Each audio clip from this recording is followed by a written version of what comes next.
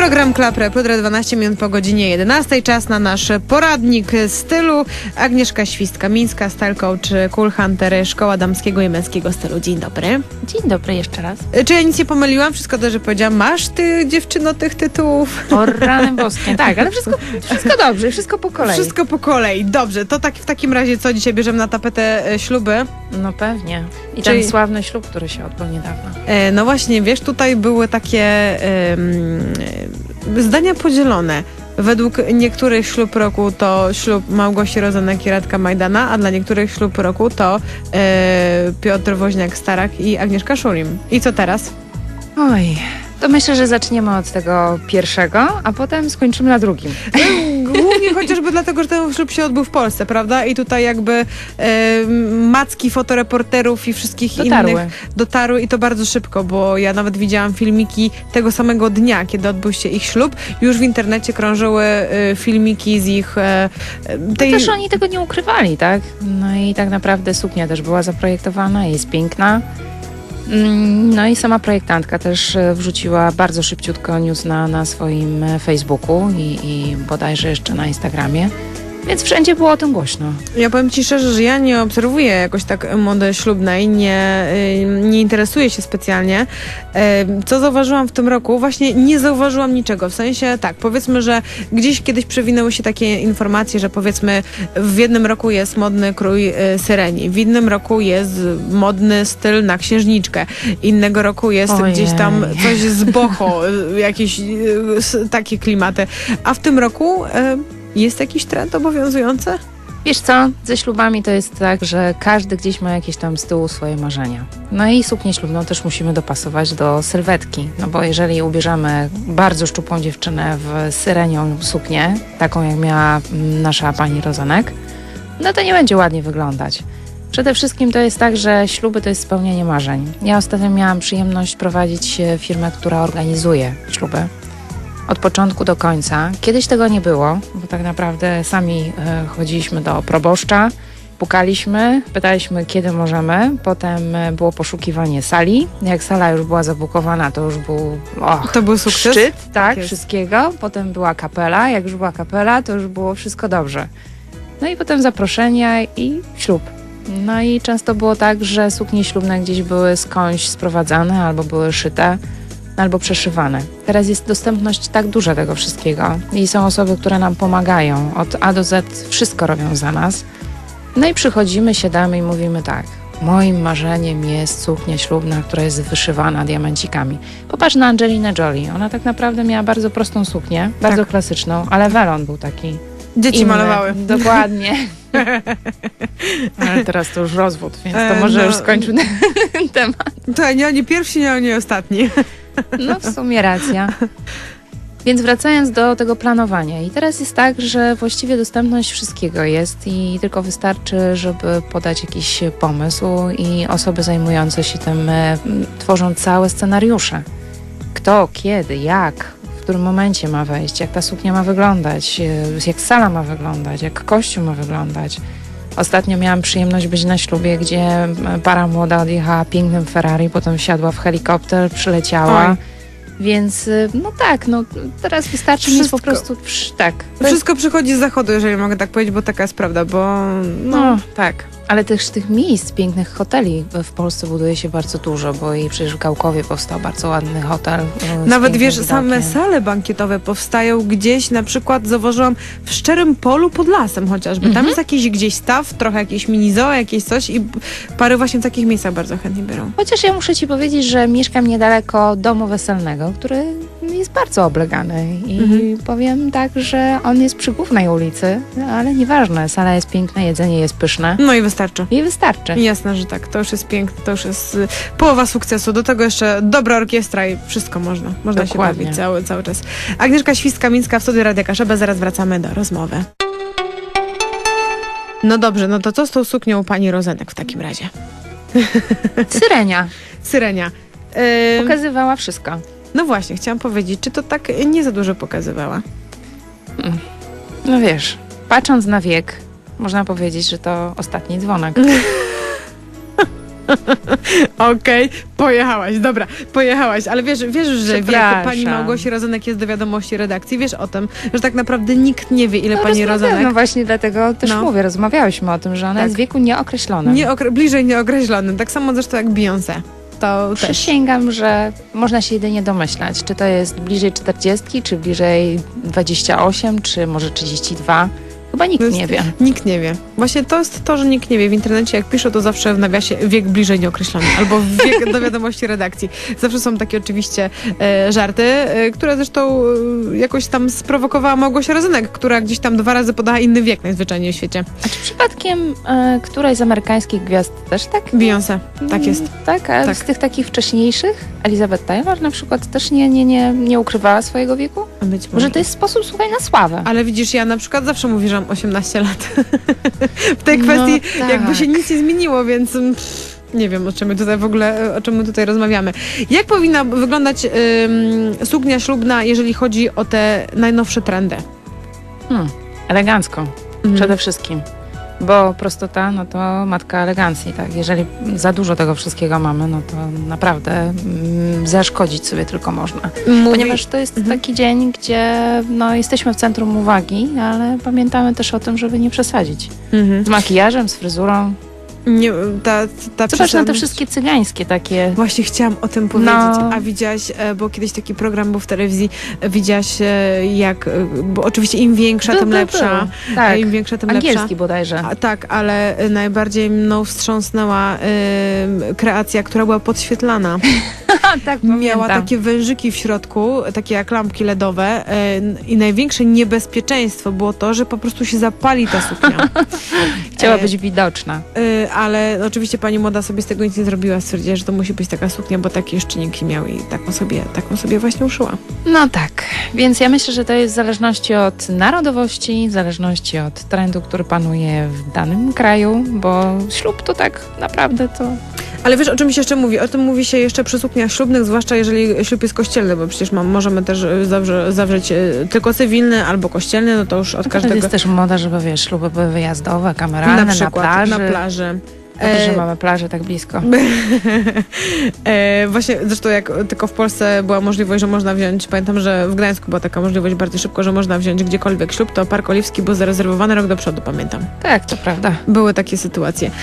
Co z suknią, właśnie w zasadzie jak suknia na górze powinna wyglądać? Wiesz, o czym się mówi? O dekoltach, o braku dekoltu na przykład, o zbyt dużym dekolcie, No tak. albo no... No bo kościół jednak to takie miejsce, gdzie powinniśmy zakryć ramiona i powinniśmy troszeczkę ten dekolt przykryć. Ale wiesz co, wiele sukien ślubnych ma bolerka, ma jakieś narzuty. A poza tym te śluby, które odbywają się zimą, no to jest dopiero ciężki temat.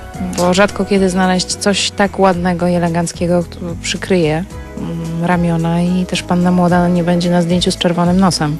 Widziałam, bardzo często używane są tak zwane białe futerka. No są, to białe futerka, no tak. Są białe futerka, są peleryny, są narzuty. Teraz w ogóle są modne peleryny, już tam abstrahując od tematu ślubnego. Modne są peleryny takie właśnie lata 60., 70. Czyli co, można wyglądać jak Elza, krótko mówiąc, z bajki. No, jak Sherlock Holmes.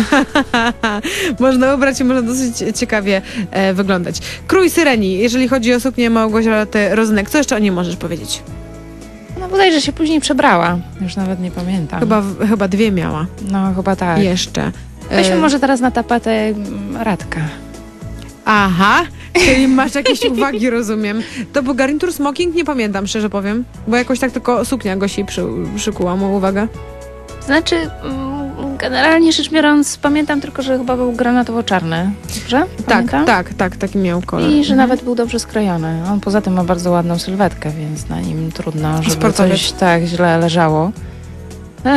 Fryzura też była taka dosyć elegancka, więc wszystko się zgrywało ze sobą.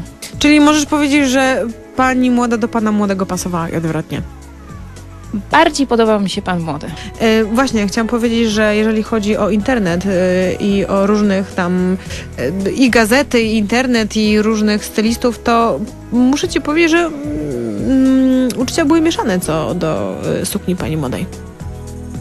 Czy można powiedzieć, że ona była dobrze dopasowana? Bo ja powiem ci szczerze, ja się nie znam na modzie, w sensie takiej, że nie mam takiego oka jak ty. Ona była dobrze dopasowana, z tym, że pokazywała właściwie styl i charakter panny młodej. I tak naprawdę była skrojona według prawdopodobnie jej wizji. Ja na pewno widziałabym ją w czymś innym. W czym by się widziała?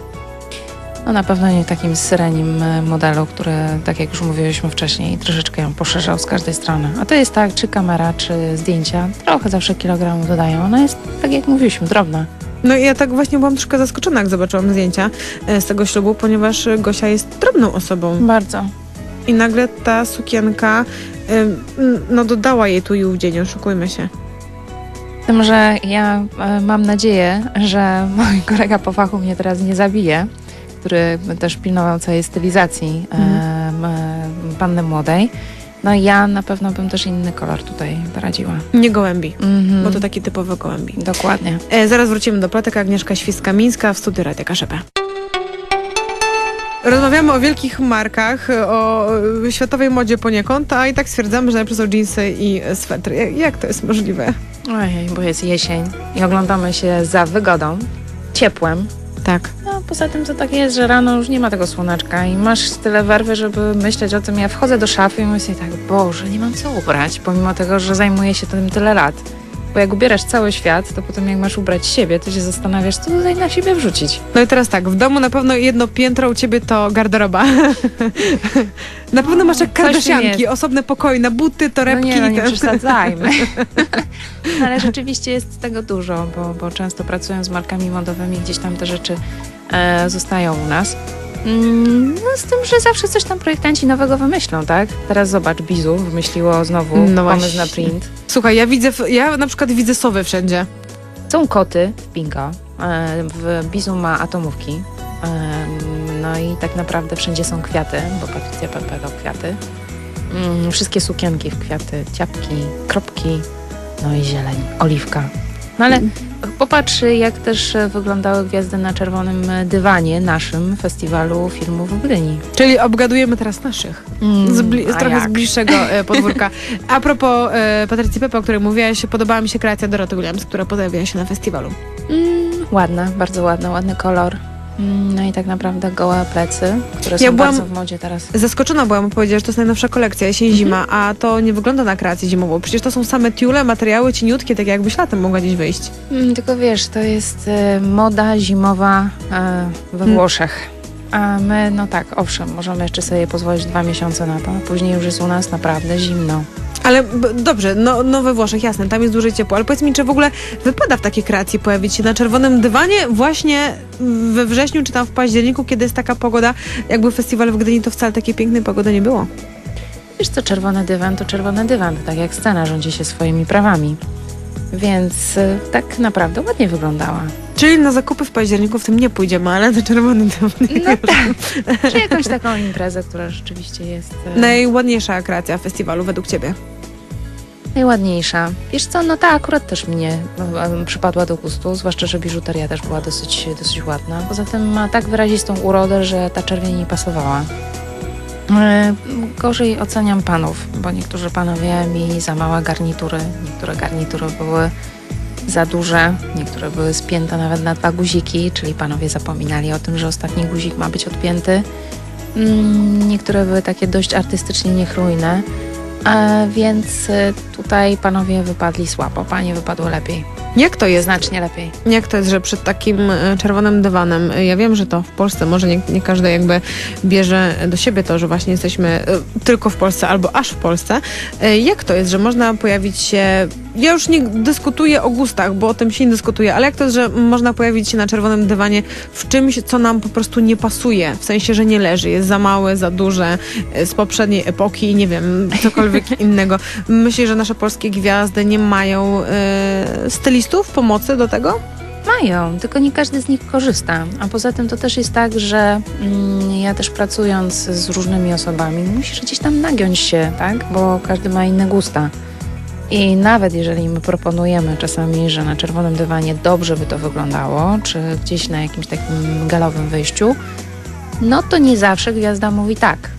Czasami mówi nie. i czasami jest tak, że no musimy gdzieś tutaj zgiąć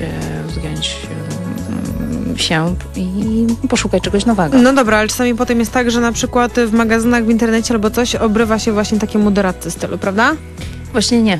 Nie jest krytykowana gwiazda, nie jest krytykowana też czasami osoba, która doradza, czy kreuje ten wizerunek. Wiesz, jak ja gdzieś tam pracuję z osobami, za którymi jestem odpowiedzialna, to moim zadaniem, moją pracą jest, żeby rzeczywiście ten wizerunek był nienaganny i nawet jeżeli gdzieś tam muszę ten kompromis znaleźć, to staram się tak, żeby tak czy inaczej ta gwiazda dobrze wyglądała. Mhm. No i... Bywa, że bywa ciężko? No pewnie, że tak. Ludzie mają tak różne charaktery, że no, trzeba się dopasować. I potem mówisz co, więc już z tobą nie będę pracować? Nie, każdy człowiek jest cudownym wyzwaniem. Więc nie możemy tak powiedzieć, tak naprawdę. I też jest tyle możliwości i tylu projektantów mody, że zawsze można coś fajnego znaleźć. A co myślisz o tej kreacji? Pani Której Kwiatkowskiej. nie widzę. Poczekaj, przesunę troszkę monitor. Oj, zepsułam telefon. To taka bardzo kobieca. Naprawiam, dobrze. Nie? No, Ja mam takie wątpliwości, nie uważasz? bardzo kobieca. Bardzo kobieca. To Katarzyna Kwiatkowska, aktorka, też, która raczej jest znana z takich chyba komediowych roli i programów różnych telewizyjnych, rozrywkowych. Ale uważasz, że ona akurat jej pasuje? Dobrze, pomijmy to milczeniem. Dobra, to już wszystko. Największe rozczarowanie festiwalu? Największe rozczarowanie festiwalu? No to ja jestem zawiedziona gdzieś tutaj panami, którzy nie do końca wyglądali tak, jak bym chciała. Czyli to panowie dali największego ciała. Z tego wychodzi, tak jest tym razem. No, moda męska jest fajna i jeszcze potrzebuje trochę czasu na to, chyba w Polsce, żeby ten czerwony dywan wyglądał tak, jak gdzieś tam za granicą. To jest najważniejszy festiwal w Polsce i porównywany do Oscarów. I zobacz, jak to wygląda w Stanach. Tak naprawdę projektanci tam umieszczają swoje suknie i to jest obowiązek gwiazdy, żeby przyszła i powiedziała, że to jest od takiego i takiego projektanta. Tak. No i panowie też wiedzą, że to jest bardzo ważne wyjście, bardzo ważna gala, więc... Wiesz, co teraz panowie mówią? Co? Że ich obgadujemy, to swoją drogą, ale teraz mówią, o czym one mówią, przy garnitur, to garnitur ten, że brałem 10 lat temu ślub w nim, no to teraz mogę w nim iść na kolejny, powiedzieć, on dobrze wygląda, nie zmieniłem się, oj, przytyłem chociaż tylko 5 kilo, ale tutaj co, się popuści, tu się nadpuści, marynarka będzie rozpięta, bo to taki, wiesz, nonszalanckie, będzie okej. Tylko popatrz, scena, czy wyjście jakieś takie publiczne powoduje, że my z drugiej strony chcemy patrzeć na ładnie ubranych ludzi. Ci ludzie gdzieś tam nam też pokazują, jakie są trendy, jaka jest moda, co powinno się nosić, pokazują swój charakter, pokazują tą swoją osobowość. Więc jeżeli ktoś rzeczywiście ubiera różowy garnitur, to znaczy, że ma taką, a nie inną osobowość i jest na tyle odważny, że chce w nim wyjść. A jeżeli dobrze w nim wygląda, on jest dobrze skrojony, no to dlaczego nie? Jakie będzie teraz największe modowe wydarzenie albo jakieś wyzwanie przed tobą? Wiesz co, teraz był przecież Fashion Week w Nowym Jorku. No i przede wszystkim, co było najważniejsze, że był pokaz kolejnej kolekcji partnera Kim Kardashian, na który wszyscy szli, zabijali się i był bardzo ważnym wydarzeniem. A patrząc po trendach, które tak naprawdę wchodzą w modę, no to oliwka, zieleń. Lubisz zielony? Zielony nie, oliwkowy tak. Właśnie taki typowy zielony nie. Jakiś taki groszkowy, majtkowy tak zwany, którym nie, to taka butelkowa zieleń, bordo. Bardzo podoba mi się butelkowa zieleń, jeżeli chodzi o kolor na paznokciach.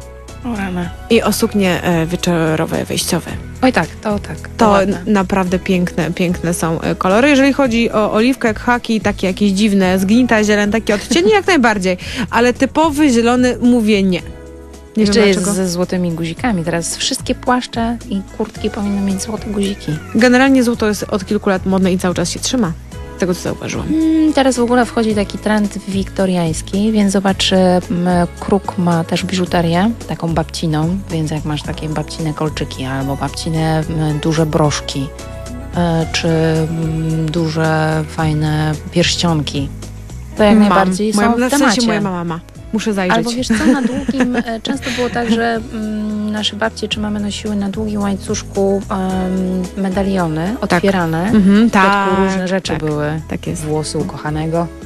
Jakieś zdjęcie, lusterko, cokolwiek było takie, to prawda. No to teraz jest właśnie moda na to. No I to powinniśmy nosić. bluzki z wyższym stanem, czyli tak naprawdę Ania z Zielonego Wzgórza. Troszeczkę. O, Też. trochę nie dla mnie.